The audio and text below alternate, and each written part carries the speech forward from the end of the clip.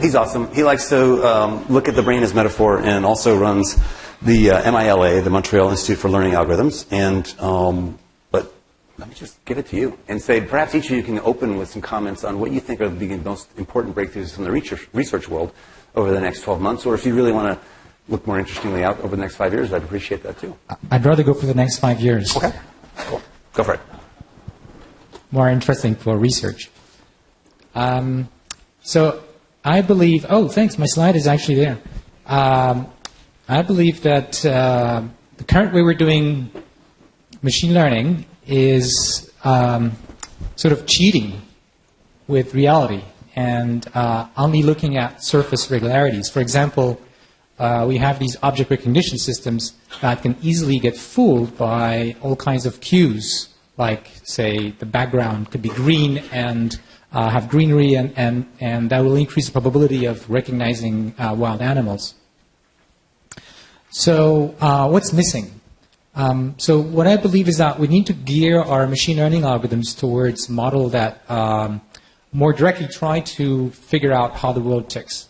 And that includes things like considering the causal relationships between the variables that are observed, but also with things we don't observe. That's why there's been so much emphasis, actually since the beginning of the deep learning effort, on models with latent variables. And I think this is something that we've kind of forgotten in the last few years that will come back.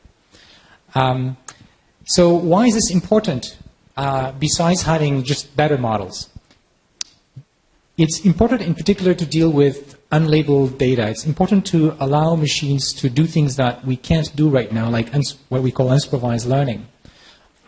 Humans are very good at that. So a 2-year-old actually figures out by observation and interacting with the world intuitive physics. The 2-year-old understands what happens when you drop a ball, when liquids flow, and things like that. And we don't need to teach that 2-year-old about these things. We don't need, parents don't keep talking about differential equations and gravity, but the child figures it out. So we don't have right now the algorithm for this, but we'll need those kinds of skills in the next 5 years to make really important progress. And it's not just a theoretical thing. If we want to build self-driving cars that are going to be safe, we're going to have issues with generalizing to situations that are not in the training data, like dangerous situations, avoiding accidents. So how did I learn about what right kind of behavior that is such that I don't kill myself, once in a while when I drive? I didn't have to go through 1,000 deaths to learn these things. But I have a mental model of what would happen if I press on the pedal and on brake in the middle of the highway. And I didn't need to experience this. So it works because I have a predictive model, a causal model of how things unfold in the world. And we need to do much more in that direction.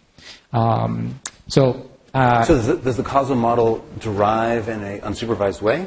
I think that's going to be a crucial element. But in fact, we have to use all of the sources of information. So if we have data with labels, this gives cues about the underlying reality, and we should use all of the information. In fact, most of the data that we can collect is unlabeled. What I mean by unlabeled here is simply that humans haven't provided an interpretation for that data. Gotcha. And just to make sure I understand what you're saying, this is really, really amazing. Hence, this is why you put it on here. Does you have to have memory within layers to be able to have a model embedded in the network? So memory is one of the things where we've made a lot of progress recently, and I think that's a very exciting area because it also connects with the notion of reasoning, which is something that's becoming important in the field, and it's related to what I'm talking about. Because reasoning is essentially combining pieces of information in order to come up with conclusions, and if we want to predict the future, we have to go through a sequence of predictive steps and do that properly. Great. Are we ready to move down? Oh, great. So I'll be much more brief this time because clearly you probably all know who these people are. But Jeff Hinton, as you know, University of Toronto, here at his home stretch, but very inspirational probably to a lot of people where the wake-up call came in 2012 with ImageNet competitions and others, and he and his students just blew the doors off all competing approaches. And I don't know if there are many examples in science where you have 8 or 9 different people who think, or approaches that are all competing, and like a horse race, one gets ahead of the other, then one catches up, and then someone comes and just like decimates the field. And from that point onward, no one does any other approach to the particular task at hand. And a very crude optimization, a crude generalization is what seems to happen with a lot of the work that he pioneered in his lab. He also has the Hertzman Gold Medal, Canada's top award in science and engineering. So, Jeff, perhaps a similar question, if you may. What do you think is some of this exciting work to come? Okay, so, sorry. Let me start by just saying a few things that seem obvious. I think if you work as a radiologist, you're like the coyote that's already over the edge of the cliff, but hasn't yet looked down, so doesn't realize there's no ground underneath him. People should stop training radiologists now. It's just completely obvious that within 5 years, deep learning is going to do better than radiologists because it's going to be able to get a lot more experience. It might be 10 years, but we've got plenty of radiologists already. I said this at a hospital, and it didn't go down too well, but there you go. There's going to be thousands of applications of the deep learning technology we currently have, especially stuff using fast chips, to thousands of applications, and hundreds of them are going to work, and those are the ones you're going to hear about. So there'll be lots of that. And I think of that now as business as usual. Take any old problem where you have to predict something, and you have a lot of data, and deep learning is probably going to make it work better than the existing techniques. So I want to focus on a couple of other things that people don't normally think about. I think we may discover new models of neurons that work better than the standard neurons we're using in these deep models. So this has already happened once. So for about 30 years we used logistic units, or a minor variant of them called TAN-H units, which saturate in the way that Pedro says everything must. And it turned out, very late on in the game, a few people had messed with this earlier, but people didn't realize until about 2011 or sometime like that, that you can actually make these things work quite a lot more easily and better with rectified linear units. That is a different kind of nonlinearity that doesn't saturate. So that was kind of a revelation for me. You had this whole field, with quite a few people in the field by then, using a very suboptimal kind of neuron, just because the textbooks they read said that's what an artificial neuron is. And actually there was a better one. And people weren't looking for it. Not many people were thinking, what's the best nonlinearity? Historically, we saw that in the 1950s, people thought that neurons were logic gates, so they were deterministic and binary. And then when people got into learning, they realized making them either stochastic and binary or making them a real valued version of a logic gate, which is a logistic unit, would make it work better. So there was one generation back in it really happened in the 1980s, where we switched from deterministic logic gates to logistic units. But it's happened again in about 2011. And I think there's lots of reasons for believing it will happen again. Nobody else seems to believe this, so that's fine. I can just keep working on it. I've been working on it for many years at Google and got more or less nowhere. And Google's been great. They just support my basic research, trying to figure out how to change the basic neurons. And I don't even have to teach. Okay, so that's one thing. And once we figured it out, I'll tell you. Another direction I think things are going in is we're going to get better at using huge neural nets on limited data. So one thing you can do, as Yoshi already mentioned, is if you do unsupervised learning, you can make do with far fewer labels. But even for supervised learning, if you look at how many synapses people have, I'm very relieved to see that I have the same number as Steve had. That's 100 trillion. It would have been embarrassing if we'd been off by a factor of 1,000. It wouldn't have made much difference to the argument, but it would have been embarrassing. In your lifetime, you make about 10 billion fixations. You make about 5 a second for about 2 billion seconds. That's if you don't sleep. But maybe you make them when you sleep too. So if you think of each fixation as a data point, you've got to process some patch of image you get. There's a discrepancy of about 10,000 between the number of parameters and the number of data points. And if you do Statistics 101, what they teach you is your model will overfit really badly if you have more parameters than data points. In fact, statistics textbooks have little recipes, like you should have at least 10 times as many data points as parameters. Well, the brain has 10,000 times as many parameters as data points, and it works very well.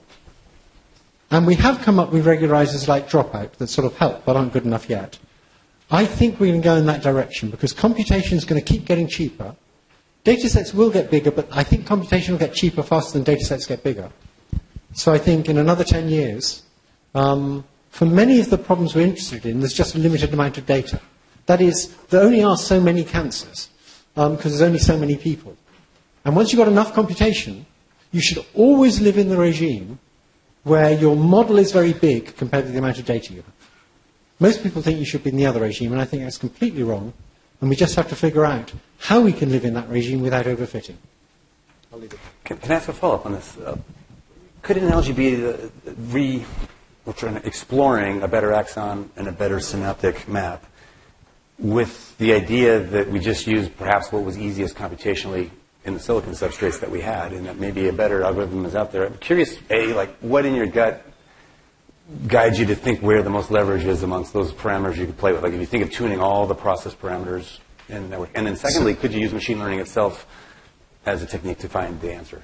Yeah, you could obviously turn this into a machine learning problem. Mm-hmm. I still think that for the basic neurons, insight is going to get us further. Mm-hmm. So good old-fashioned science where you think about it. Is there a biological analogy that the synapse is silencing below a certain threshold where they're not all there to overfit? No, that much is true, but people still don't know why neurons actually spike. And there's a thing neurons can do, and we know some neurons do it, which is detect temporal coincidences. So if there's a loud bang and a loud flash at the same time, you're incapable of not believing that they're caused by the same thing. You just have to believe that. And neurons are potentially very good coincidence detectors. And that's something that our standard model of an artificial neuron can't do in one layer. We can introduce extra hidden layers to allow it to do it. Mm-hmm. But a real neuron, if it's willing to use the times of spikes, can only fire if a whole bunch of spikes arrive in a small temporal window. Mm-hmm. That's something we're avoiding putting in as a basic property. Mm-hmm. We can fake anything with multiple hidden layers. This is the old Excel problem. Mm-hmm. If people, instead of talking about the Excel problem, would talk about the same problem, that is, the Excel problem is, can you say yes if you get a 1 and a 0, and yes if you get a 0 and a 1, but say no if you get a 1 and a 1, and say no if you get a 0 and a 0. If they just phrase the problem differently, which is an exactly equivalent problem, can you say yes if you get a 1 and a 1, and say yes if you get a 0 and a 0, and can you say no if you get a 1 and a 0, and say no if you get a 0 and a 1? Mm-hmm.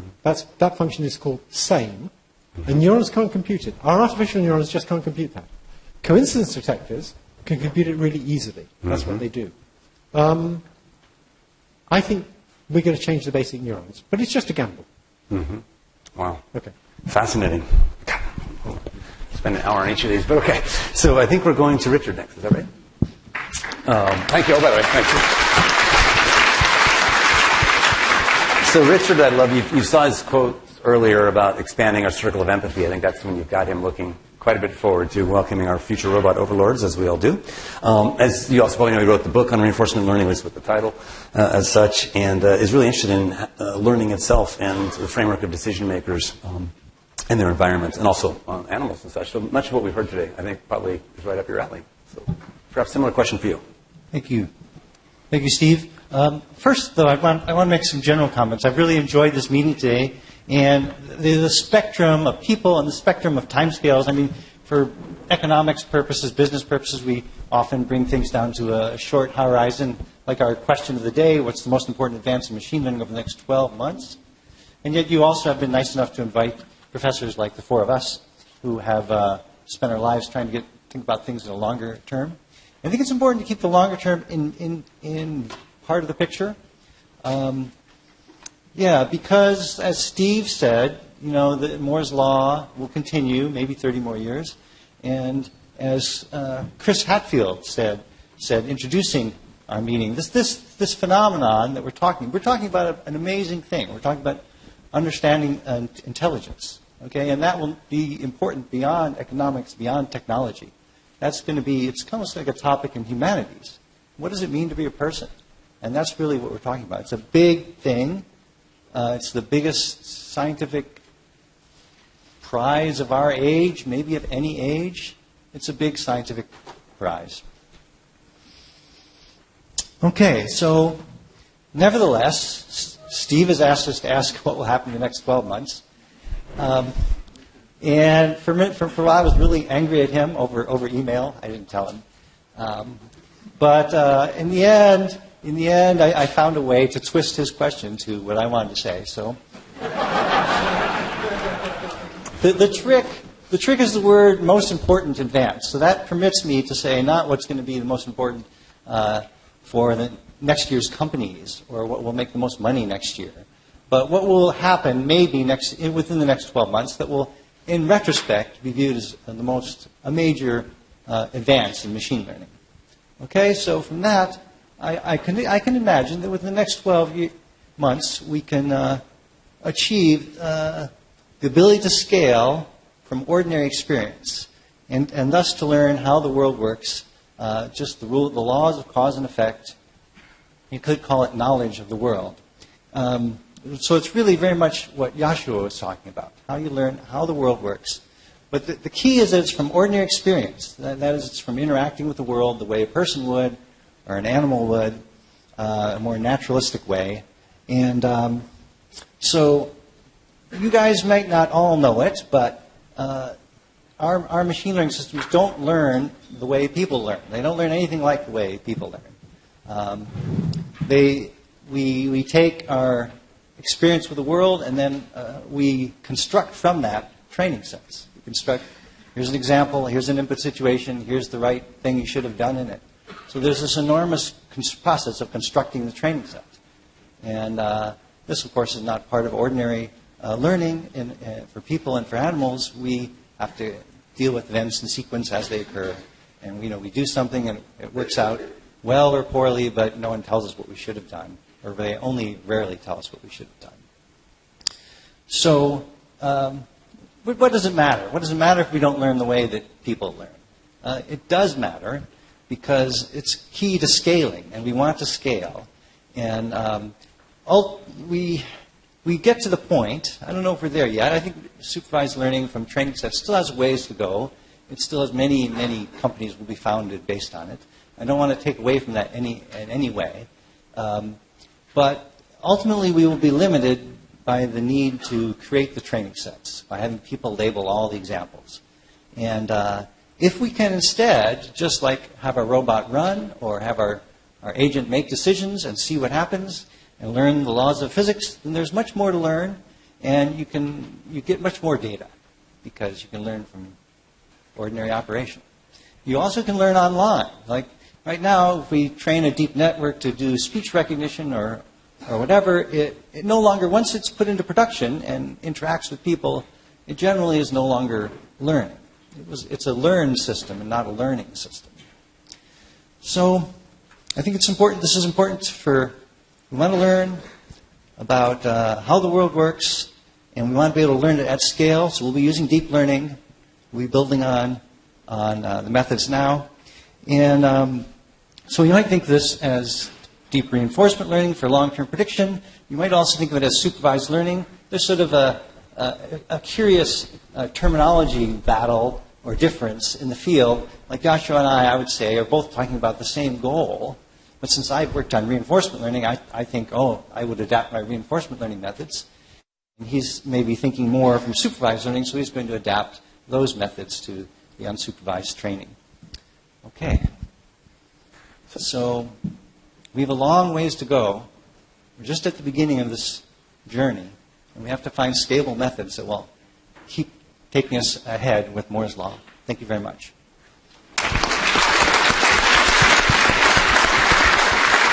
Actually, before we move on, I don't know if we can keep that slide up for a sec. I'm curious if in either of your cases, the thoughts of what Jeff Hinton was talking about might be the glue that ties them together. Meaning, again, if you look to an infant that could learn any of the world's languages, whose visual cortex forms through exposure in the early hours and days, could there be something about contemporaneous firing and wiring together that you see in the human brain that is that lateral, if you will, compare that lateral, such that, A, you'd either have this massive overwiring that you don't need, and it's not a problem because that's kind of just the only thing biology could have done. I'm just curious if your approach to solving this problem hints upon architectures like that that are vastly more connectionist.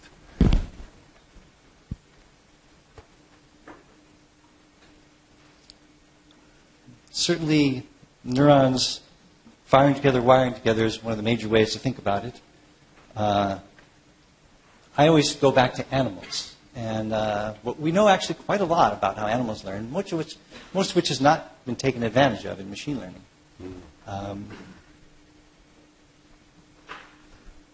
Yeah, what would you say? I would say that there's a lot of advances in the last few years in deep learning due to changing things in the architecture. And so clearly we have to continue this kind of exploration.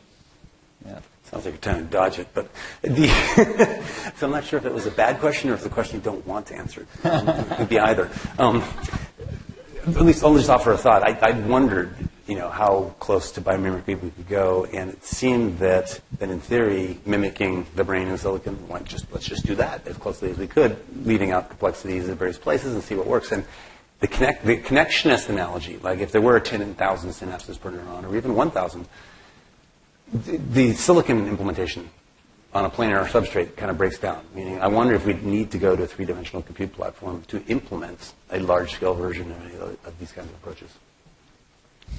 I just want to add one thing connected to your question regarding what Jeff talked about. I think a really important aspect is we're not, and I think it's also connected to what Rich is saying, we're still not paying enough attention to biology, whether it's from the behavior point of view or from the brain. And in fact, one interesting anecdote is that this thing about the piecewise linear rectifying unit was in part inspired by what's been hypothesized from neuroscience. And I think there's a lot more that we would gain by exploring that, trying to bridge that gap between neuroscience and machine learning. Thank you. Good. Okay, so let me go to our last introduction, which is quite interesting. Is it Ruslan? Is that how you pronounce the first name? Perfect. That's correct. Salat Kudunov, which is a little harder. Originally studied at the University of Toronto, where he got his PhD in deep learning, and then was up to CMU. But I think most recently has joined Apple. Is that correct, to run machine learning? Sort of, yes. Yeah, I'm not sure if that's... What does that mean? Yeah. So let's just talk all about that. What's next? What's next for Apple in the next 12 months?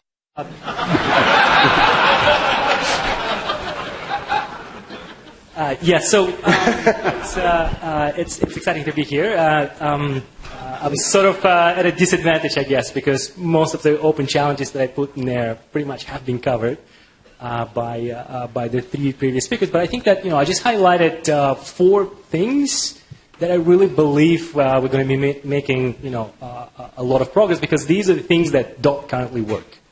If we look at the space of unsupervised learning, there's a lot of research taking place. There's a lot of research taking place in my lab at CMU, but we're not there yet. How we take massive volumes of data and be able to extract meaningful structure from that data. We're far away from competing with supervised learning problems. One-shot learning problems, these are sort of problems that Yoshio and Jeff were mentioning. How do we learn new concepts, new classes from just a handful of examples, a few examples? And we as humans can do it very quickly, and machines can't. Another area that's gaining a lot of popularity is this area of reasoning, attention, and memory. How do we build systems that can attend to relevant information? How do we build systems that have a built-in memory so we can remember things, so that when we act or when we make decisions, we can retrieve relevant pieces of information from memory? The third one is really that interests me is reasoning and natural language understanding. That's the area where there's a lot of progress, but still we're very far away from making machines to understand the natural language, the human language, and so that the machines can interact with us in human language. In particular, interesting questions like dialogue, question answering systems. These are the things that I believe we'll be able to, improve in the next year, in the next 3 years, and it will definitely be happening. And the last piece, I think, is a very exciting piece, is the reinforcement learning. Right? As I was saying, I think that particular area, the integration or intersection of deep learning and reinforcement learning is really going to be, I believe, is really going to be the future. How do you build systems, autonomous systems, robots that navigate around, that take actions? You have to be able to make progress in that space, and there's been some progress in the last few years, and there's going to be a lot more coming forward in the future. And it's, there's a lot of inspirational work actually coming from Rich's work. A lot of us are reading, and I would recommend reading Rich Sutton's book on reinforcement learning. And a lot of what's really is happening is that we're basically looking back what was done in the 90s, 80s in that space, and actually, building and scaling it and developing new algorithms. So I'll stop there. Fascinating. The embedding of memory, is that essential for natural language understanding, of context and continuity of dialogue? I think so, right. I think that, imagine a system that looks at a technical manual, understands something about the technical manual, and then you ask a question and the system would answer you back the question. I think that those things should be possible. In sort of constrained environments, we should be able to solve this problem. Right, where and we definitely need some form of memory. If you look at the space of what's been happening in academia, a lot of work's been done in something called memory networks, or building systems that can write into memory, read from the memory, and store relevant information.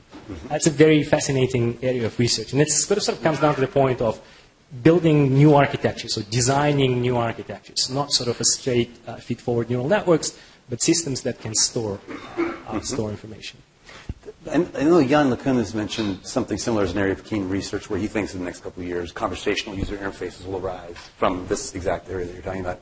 Do you think that timeline is believable? I know some think that's a bit aggressive, that we'd have not obviously full Turing test compliant kinds of things, but much more ongoing conversational context-aware conversational UI.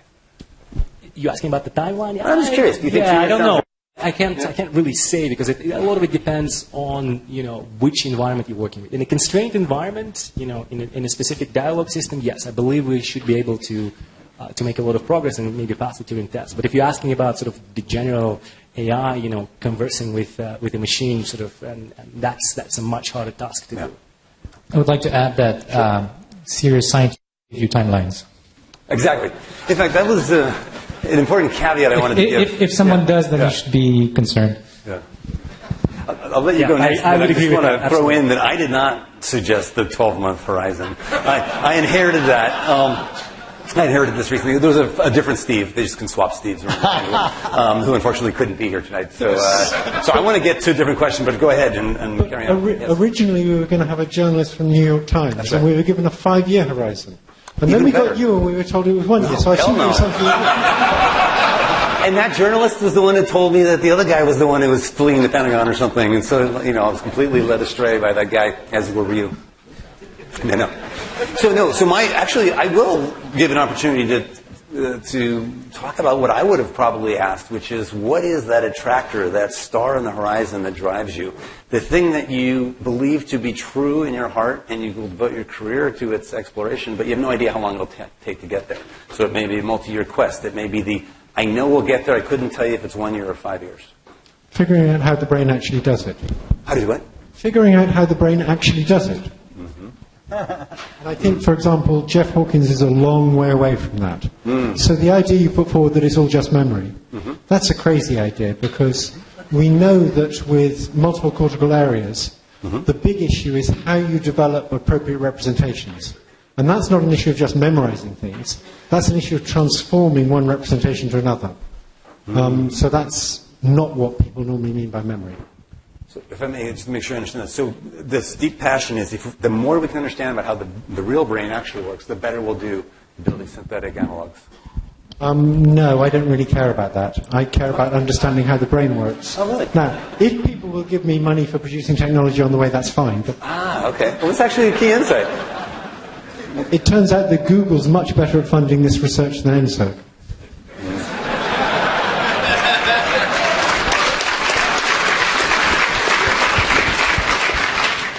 Great. Yeah. Does someone else want to? I hope someone else might want to run with the idea too of your guiding star, your deep belief that's longer term. It could be the 5-year horizon. It could be the 50-year horizon. I think I already answered when I gave my 5-year horizon.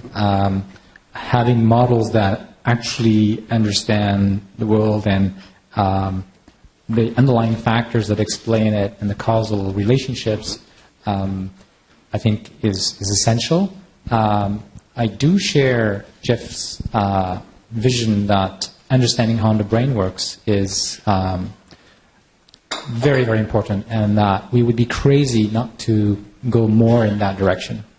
Is there some underlying belief or passion you have around? I don't know if it would be. It almost seems like it touches on philosophies of free will. Well, I will connect to the things that Pedro has written in his book. So there's an underlying assumption in a lot of machine learning and deep learning, which is that there are a few simple principles that can be understood, can be explained, that explain our intelligence, brain's abilities to understand the world and act in the world. And that's the heart of what's driving me and a lot of people. If it was a complicated mess that is really not something we can understand, then it wouldn't be that interesting. Mm-hmm. Let me say one more comment about the relevance of the brain. Sure. Most neural nets until very recently had just two kinds of variable. There were activities of the neurons, and those activities were used to store the recent past. And then there were the weights between neurons that were used to store the regularities about how you compute what's coming next from what's happened before. So in recurrent neural nets, people attempted to carry all the information that they've heard so far in a sentence in the activities of the neurons. And that's crazy. What you ought to do is have synapses that are at different timescales as the brain does, and carry information about the past, not by in the current activities or by literal copies of the activity patterns, but by changing synapse strengths at a rapid timescale. So long-term memories, we don't believe they're stored by keeping copies of neural activities. We believe they're stored by modifying synapses, so that you can recreate those neural activities when you need to. And I think it should be the same for short-term memories. And is the synapse modified by what it connects to, or is it the whole complex chain of the ion channels being open or closed and other structural variation in the synapse? There's two questions there. There's the biological implementation and there's the computational principle. The computational principle is going to be long-term weights are going to be modified so you get better at doing something. Mm-hmm. Short-term weights don't necessarily have to be modified that way. They could be purely associative, like in a Hopfield net, because they're not having to discover new kinds of representation.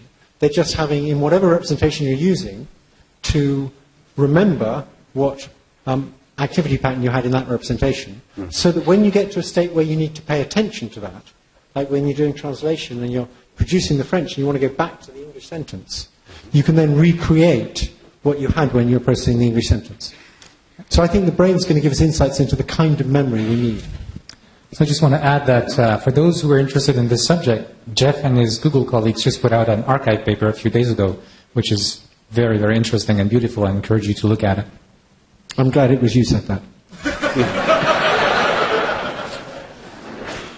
This reminds me maybe of somewhat related. And feel free to either go to the prior question if someone's down there. So maybe I just point to one thing, which is maybe to be a little bit more on the controversial part, which is if we look at the deep learning today, the successes have been so far in supervised learning, right? And what it really is just a really machine that's very good at pattern recognition. We can do pattern recognition really good. And that's, pretty much it. So, there's a lot of talk about deep learning as, bringing us to AI and such, but we're very far from building machines that can reason, that can understand, that can act rationally. We're just so far away from that perspective. And so I share Jeff's view that, what if you want to do for the next 50 years? Yeah, we really should try to understand how our brains work because we are the ultimate learning machines. And perhaps I also agree that we should look at what's happening in neuroscience and perhaps have a little bit better understanding how biologically these systems are working. But at the same time, it's also hard because from engineering standpoint, we often work in a space where we get something, it works remarkably well, and we really don't care whether there is any biological plausibility for that particular thing. So just to summarize that, we can model Donald, but we can't model Hillary. That's exactly right. Well, that actually relates to the question I was going to ask, which is, if the thing you build is sufficiently powerful to be interesting, if you're building complex systems through some iterative algorithm or any of the approaches you're taking, is it almost, and do you believe that it might be an inevitable side effect that it's inscrutable to reverse engineering and decomposition? One of the things I took most issue with Jeff Ogden's book was his notion that you could build, evolve, grow a brain and then cut and paste the French-speaking module as if it was an easily identifiable section. And I don't know if transfer learning or some of the other techniques start to get to do we think that we're going to run full speed ahead with techniques that generate the most intelligence, the most capacity, the quickest, and perhaps always face a lifelong quest of trying to make sense of that we've built if we want to know how the inner workings actually go? So I don't think we'll understand exactly how these things are thinking. That's also what Turing believed. Turing actually believed in neural nets. He didn't believe that we were a Turing machine. He did some early work on neural nets. And somewhere, I can't remember where, he said, we're not going to understand how they work. Come on, we don't understand how we work. However, we can understand the underlying principles, like the learning procedure and the underlying objectives and computational foundations. That's something we can understand. Certainly. So I'm coming back maybe in an indirect way to this thing that's been like a splinter in my mind, that we can learn about the process, what works better, what transfer function, what activation level. But here's this artifact we've just grown. How does it work, right? And then maybe we just have to live with this, is that it'll be as inscrutable as the teenager. I think a good analogy is you have a tree in the wind and a leaf falls off the tree, and a physicist cannot tell you where it will hit the ground, even if you tell him all sorts of things. But he can tell you that the Navier-Stokes equations, if you run them iteratively, and you get the initial conditions accurate enough, will make it hit the ground in the right place. But he can't sort of tell you why this leaf went there and that leaf went there. And I think that's the kind of understanding we're getting. We want the Navier-Stokes equations. And we're not going to understand what they'll lead to when you iterate on them. Yeah. Fascinating. Fascinating. Does any of you think that, is this basically the way you think about free will as well, that it could be fully deterministic, yet beyond computational, intractable, and therefore, for all intents and purposes, not worth debating? That seems plausible. I think free will is an illusion. There we go. It's saying the same thing more succinctly. Lastly, is there any question that one of you is dying to ask your peer? And I know there is. Then the second is that you're willing to do on stage. Could you say that again? Yeah, is there a question you would like to ask one of your peers? Just exactly what is your role at Apple? So I can answer that. I'm a director of AI research at Apple. We are building a team of really top scientists and pretty much spanning all different areas, different products, and there's a lot of tough projects that are taking place at Apple. Lots of research, and and my role there is going to be to make sure that we can create intelligent algorithms. And actually, machine learning is one of those areas where it impacts all different areas, right? And we see it all over the company. So it's super, super exciting to be there. There's a lot of, and it's, I wouldn't be there if I didn't think it would be exciting for me to be there. So that was a question I wanted to ask as well, so that's great. Thank you. And with that, let's give a big hand of applause.